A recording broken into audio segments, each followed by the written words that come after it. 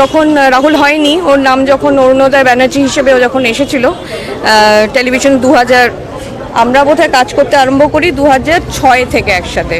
2006 বা তার আগে বোধহয় 2004-এ কাজ করেছি সাহিত্যে, সেটা সময় করেছিলাম। তারপরে 2005 আমরা একটা বড় প্রোডাকশন, রবি ওঝার প্রোডাকশনের খেলাতে একসাথে কাজ করি, যেখানে আমার ভাই হয়েছিল।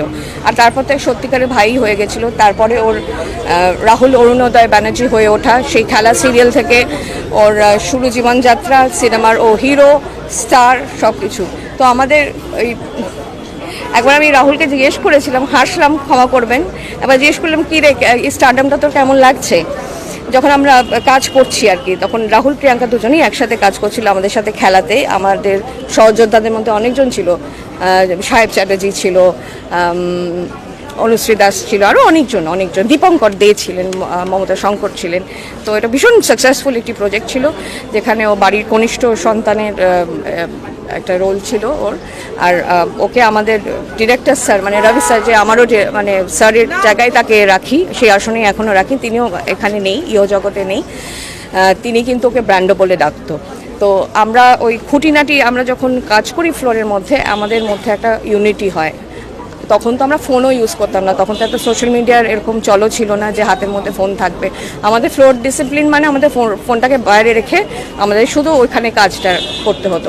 তাই জন্য সেই জন্যই আরও এই যে অ্যাক্টর আর কালিগসদের মধ্যে একটা ভীষণ, আমাদের সেই সময় থেকে একটা খুব বন্ডিং তৈরি হয়ে যায়, যেহেতু আমাদের সেরকম পরিচালকও ছিলেন, এটা পরিচালকের মাধ্যম বলি। তারপরে সেই আমাদের বন্ধুত্ব, আমার ওর প্রতি একটু মানে আমার ভাইয়ের মতন ছিল, আমার থেকে 3 বছরের ছোট ভাইয়ের মতন। সে চলে গেছে, আমার সাথে পরে কাজ করেছে, আমরা দীর্ঘদিন 3 বছর আবার কাজ করেছিলাম। ওটা একটা 4 বছরের প্রজেক্ট ছিল, আর 3 বছরের একটা প্রজেক্ট ছিল যে তুমি আসবে বলেতে আমি ওর সৎমা করেছিলাম। সেটাও হচ্ছে টিআরপি নাম্বার 1 সিরিয়াল ছিল। রাহুলের পরিশ্রম, রাহুলের যে কাজের প্রতি যে সততা, সেটাকে নিজের সামনে থেকে দেখেছি। ওর যে সততার প্রতি, একজন আর্টিস্ট হয়ে উঠতে গেলে যে জিনিসগুলো মানতে হয়, তার থেকে বেশি ও মানত। এটা আমাদের গর্বের বিষয়। আর এমন একটা মানুষ আজকে আমাদের পাশে নেই, হয়তো আজকে কোনো অন্য জায়গায় সে চলে গেছে, কিন্তু যদি পরের জন্ম বলে কিছু থাকে, তাহলে ও যেন আবার শিল্পী হয়ে জন্মায়, আর এমন জায়গায় যেন জন্মায় সে যেন অনেক সেফটি নিয়ে, যেন তার মধ্যে আমরাও কাজটা এগিয়ে নিয়ে যেতে পারি, আর আমাদের এই ট্রেডটা যেন আরও ফ্লারিশ করে, সবার সেফটি, সিকিউরিটি, সবার কথা ভেবে। কারণ যে হারিয়ে যায়, যে চলে যায়, তাকে তো আর ফিরে পাওয়া যায় না। চলে যাওয়ার পরে আমাদের অনেক বুদ্ধি, অনেক কথা, আলোচনা, তার জীবন নিয়ে কাটাছেঁড়া। আর অপঘাতের মৃত্যুতে ওর এমনিতেই পোস্টমর্টম হয়েছে, আর ওর দ্বিতীয় করে ওর পুরনো জীবন নিয়ে থাকতেই পারে। একজন শিল্পীর অনেক, একজন মানুষেরই কত রকম জীবনযাত্রায় কত কিছু থাকে।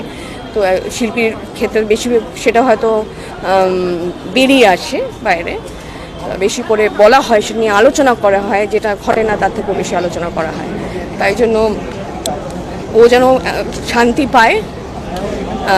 আর সবথেকে বড় কথা, সহজ, ওর নামটাই সহজ, ওর জীবনটা যে কতটা জটিল সেটাও এখন থেকেই বুঝতে পারছে। আর আমরা পরিবারের সঙ্গে আছি, ওর মায়ের সাথে আছি, বাবিনের মায়ের সাথে আছি, মানে রাহুলের কথা বলছি, রাহুলের মায়ের সাথে দেখা করে এসেছি। আমরা অনেকজনই যাচ্ছি, বারবার দেখা করছি, কেন কাকিমার এই সময়, কাকিমার মধ্যরাতেই রাহুলকে খুঁজে বেড়াচ্ছে আর কি। আর শোকটা এখনও তো টাটকা সবার কাছে, ক্ষতটা পূরণ হতে একটু সময় লাগবে। এবং রাহুলের দাদা, তার পাশেও আছি, পুরো পরিবারের পাশে। আমরা যেভাবে থাকা যায় আর কি, সব রকম চেষ্টা করছি।